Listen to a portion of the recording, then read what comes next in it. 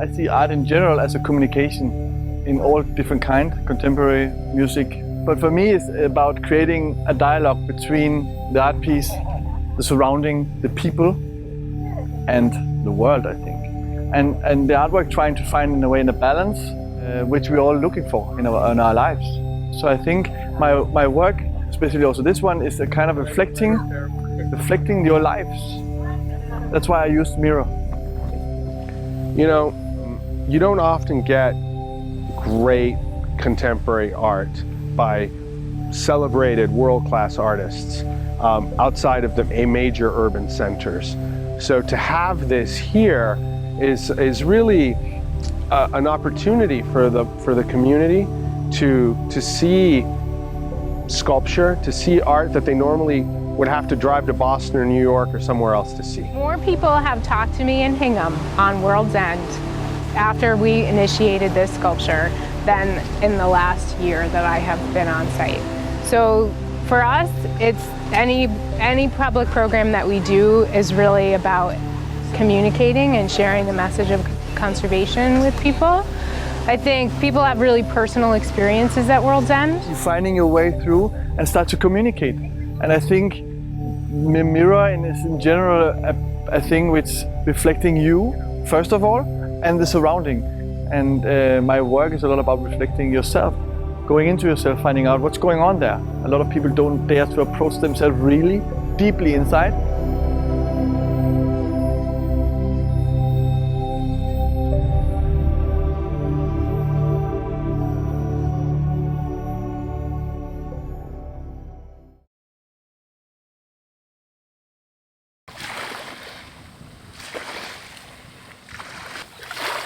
The trustees, when we were considering Art in the Landscape, which is the official title for our program across the region, we also have another exhibit going on at the Old Man's in Concord. When we got involved in this idea and we were approached by donors about the idea of having public art on our properties, we wanted to make sure we did it right.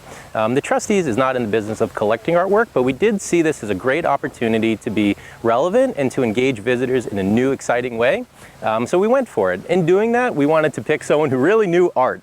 And that's where Pedro came in. So the trustees hired me to select artists and to help select sites. They have over 100 sites throughout the state, but they asked me to pick, they gave me a selection to look at, among them World's End. So I came here repeatedly with my family and with friends to really get a sense of what makes this place unique. I was immediately struck by the beauty of the place, you can tell that people really love it here, that people come here repeatedly throughout the year. Well, we do welcome quite a few visitors here per year. For the past few years, it's been around 65 to 70,000 people coming onto the property. And people come here for all sorts of reasons. And we thought that this was a large audience that we could engage in a new way and get them excited about the work that the trustees are doing across the state. So it was a good opportunity for us to have a piece of art like this and then to talk further about what the organization is all about and where we are moving forward. So we're hoping that's very effective. I came here during the massive storms in 2015, right after a huge storm.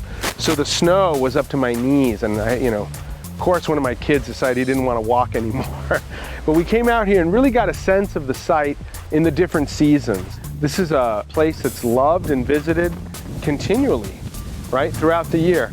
So it was these characteristics of serenity and spirituality. The sense of isolation you feel when you're at World's End, even though you're in the middle of the South Shore, is very impressive. And it made me think about, meditation. It made me think about mindfulness. There's bits and pockets of World's End that are what we'd say natural, spontaneous growth. Most of World's End has been contrived, okay? The cart roads and the trees along the cart roads were all built and planted right around the turn of the century. World's End was supposed to be a residential subdivision. There was supposed to be 160 homes out here. The roads got built, the trees got planted, but the homes never got built. And by the time the trustees took over and took ownership of the property, we've had it open to the public ever since. So it's a very unique landscape in that, the open fields still respond to a pastoral era of colonial planters, but the roads and the trees along the way speak to a turn of the century development. And really this is like, you know, finding a date for your sister. This is really about matchmaking. It's about bringing parties that you think can work well together, and this was about sight. And oftentimes I have artists I want to work with and find sites for them, but in this case it was the other way around. The sites really dictated who the artist should be, and the sense of spiritualness and isolation of the site, the solitude, the contemplative nature of World's End made Jeppe the ideal artist to work with. And he has responded with a fantastic piece.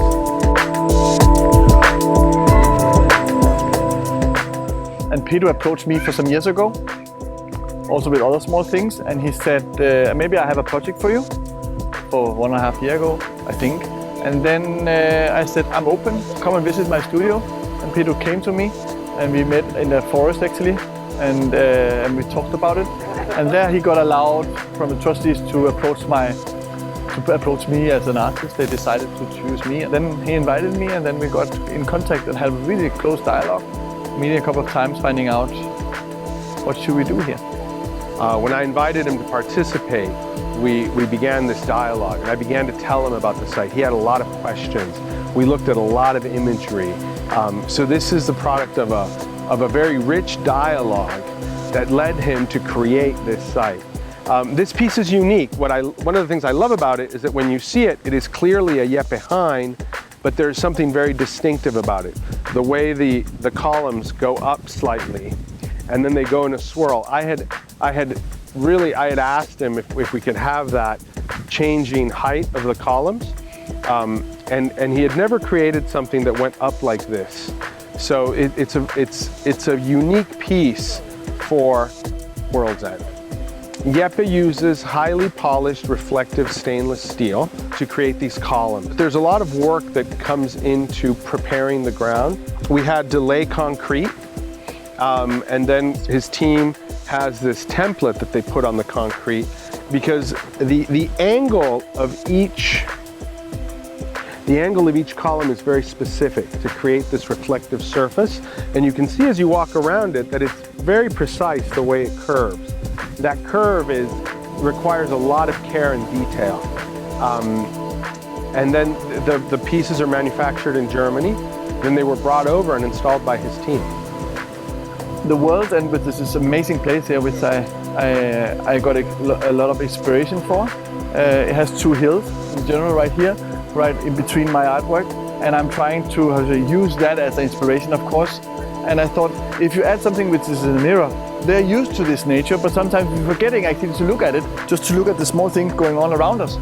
So this mirror actually is just reflecting this surrounding, but you think it's a new big art piece, but it's actually just reflecting where we are right now.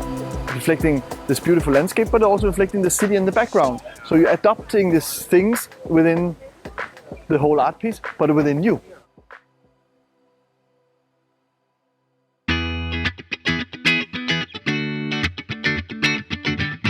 So today we expected some great traffic, and in order to try and be as respectful as possible of our neighbors and the community here, we are working with a shuttle bus instead of driving everybody onto the site. So hopefully the MBTA was very great about helping us out and not charging for parking today. So people will come here, park their cars here. There's a shuttle bus that drives you straight onto the property and drops you off there.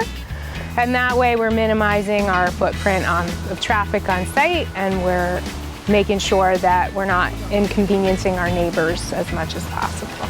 There's a ton of planning and preparation that goes into it. A couple months ago, I have to run our outline for the day, our staffing plan, and all of our strategy by the police department in Hingham to make sure that they're comfortable with it. The Art and Landscape Initiative has been in the works for the trustees for the last 2 years. It's been in the works it's been an idea for even longer than that, but over the last 2 years we've started to initiate some of these things. So this is the second year of the initiative. Last year we had some good learning, and this year we're really working hard to manage that. So one of the things we're doing, instead of a one-day installation, this piece will be on site for the year. So it's here until next October, and then the piece will be broken down and it will get shipped back to the artist, who will maybe show it in a museum.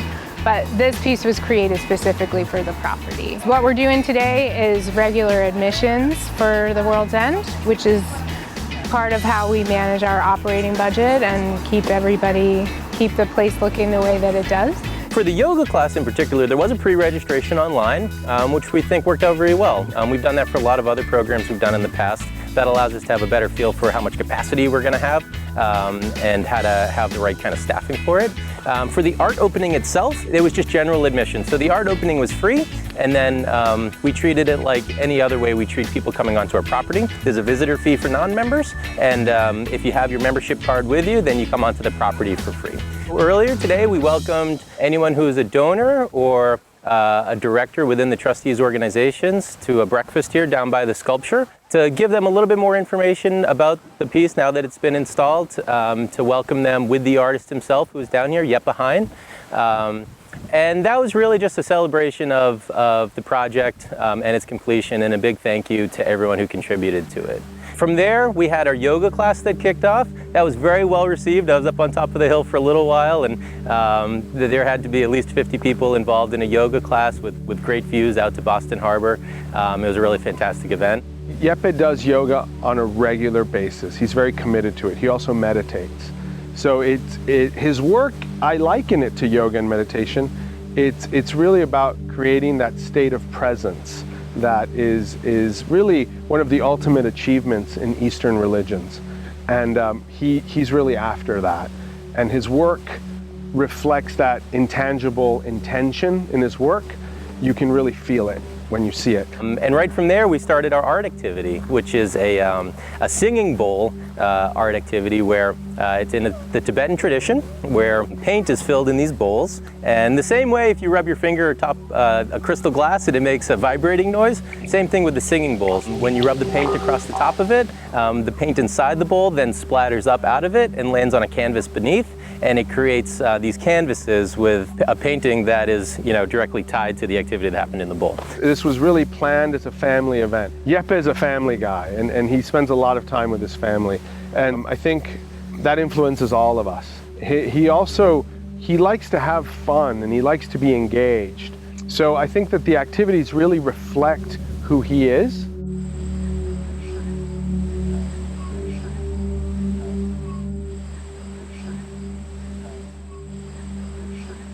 I see art in general as a communication in all different kinds, contemporary, music, whatever. But for me, it's about creating a dialogue between the art piece, the surrounding, the people, and the world, I think. And the artwork trying to find, in a way, a balance, which we're all looking for in our lives. So I think my work, especially also this one, is a kind of reflecting your lives. That's why I used mirror. Some years ago I had a breakdown where I couldn't work or something for many years, and then I slowly started to find out what that was and going into myself, looking at myself in the mirror. And I think this is what it's all about. I was looking at that time for love, acceptance, career, and be accepted. And I think that this is all gone now in a way, because you can only find all these things in one place, and this is in your own heart. I think, now I have to be careful not to be too generalizing, but generally, I found it here, and I think this is a place we have to look in our own heart for that. And then, when you start to find that, you can open up for much more. I think everyone has their own subject or issues, but I think everything goes so fast because we have to be connected. You think you have to be connected all the time and be posting something or something. So we lose ourselves, I think, a lot in all this here out. So we're forgetting actually to breathe, what I've just been doing on the hill with yoga. We're forgetting to breathe, stay in the moment. And it sounds a little bit stupid, but that's actually one of the most important things in life. And I think when you start to do all this with handies and computers and connections, you're out there. And you lose yourself in that media. And this is why I think, so the media is a lot of reasons why we will have a lot of people getting really ill, or are getting really ill, because we think we have to show a lot of things, who we are, and we don't, I think. But I think what people need is to take time every day on finding the balance. I would not say that everyone should do yoga, because that's what I'm doing, but they should definitely take the time every day, at least 1 hour, maybe half an hour, at least, to do something for themselves. Not that they has to do. It could also be jogging, take a walk, could be a lot of things, but where you come down and you're in your own body, I think that can hold the balance for some people. This is A New End by Jeppe Hein, who's standing over there. Jeppe is an artist from, he's originally Danish, lives in Berlin, and he made this piece specifically for this site here at World's End.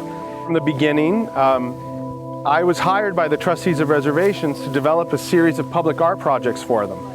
And one of the things that was there, we were all concerned about was, how do you make art that isn't just sort of there for you to sort of be in awe of it and contemplate, but something that's more engaging, right? And instead of big monolithic steel things, something that, you know, you kind of get involved with and that brings out engagement, interest. So we began to think about that, but first of all, I had to think about the sites. The trustees have over 100 sites in Massachusetts, and they had selected 6 and said, you know, can you look at these sites and think of something to do with artists? So the sites were really impressive, like World's End. I came out here in February of 2015, and you might remember how much snow there was then. And so it was very different. I had to keep chasing after my kids who were running out into the bay on top of the ice. And the snow was up to here. On the way in, one of my children just said, "Dad, I don't want to go any further. I've had it." And I didn't realize it at that moment, but later I realized how important it was to do this with my children and my wife. Because this isn't a white cube. This isn't, you know, a museum gallery that you walk into where everything is removed and you're just looking at art. This is a space where you have a lot of people, you have weather, you have noise. There's all sorts of things that aren't there to, you know, make it easy for you to look or to experience art.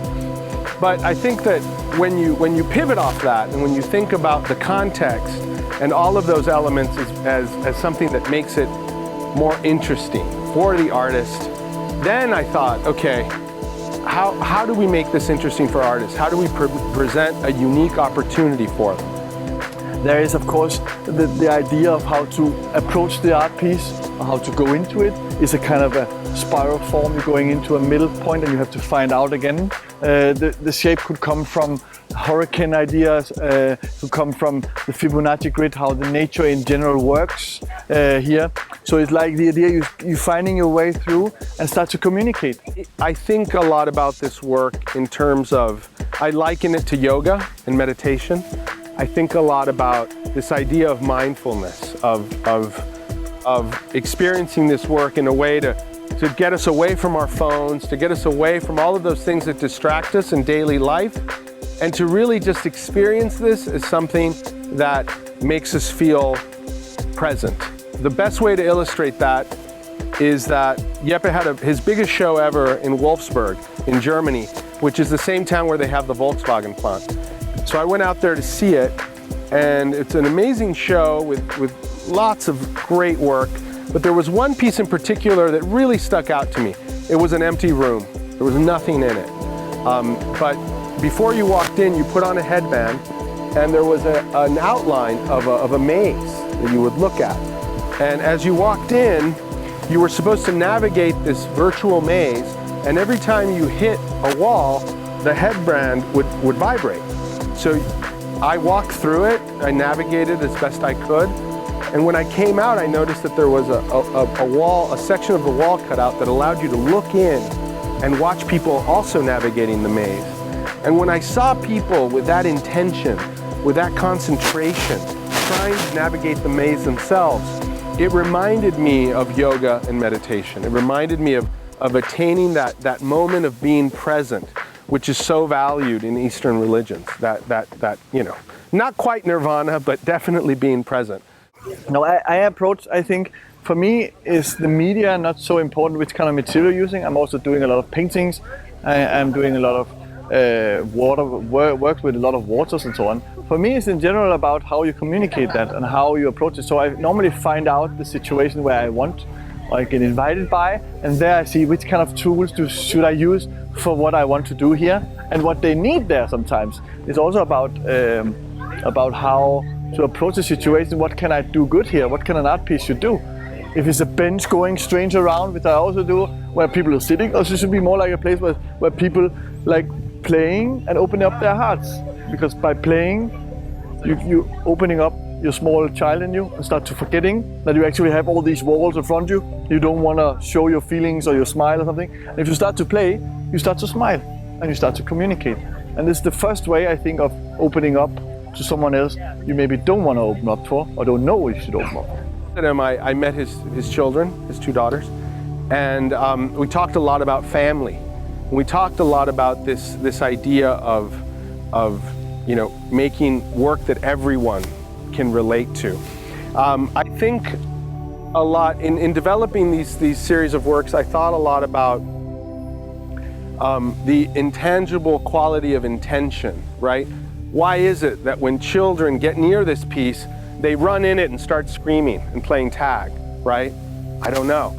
But that, when you talk to Jeppe, he'll tell you about how he wants to release our inner child, right? He wants us to be uninhibited and run in. Obviously, it's magnified with children because they run in and start screaming. Where we as a grown-up, like we have learned to slow down, first have a look, don't approach, don't touch, all these things which you're smiling now yourself. And this is of course all these things we learned by our parents, our school systems, universities and so on.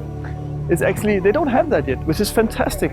And we need to break down some of these barriers and do these things, because if you will run in there in 5 minutes and do that, you will smile as well. If you have your arms up and do like, no, look at this.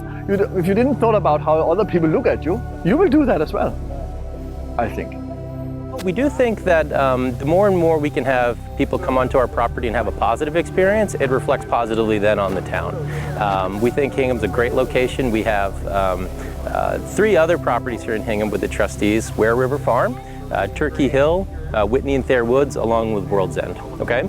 And all those properties combined with the attention that a sculpture like this is going to get is going to bolster our ability to serve the community better and have these great open spaces and maintain them better, which will then in turn benefit the town of Hingham. More people have talked to me in Hingham on World's End after we initiated this sculpture than in the last year that I have been on site. So for us, it's any public program that we do is really about communicating and sharing the message of conservation with people. I think people have really personal experiences at World's End, and hopefully this piece enhances that.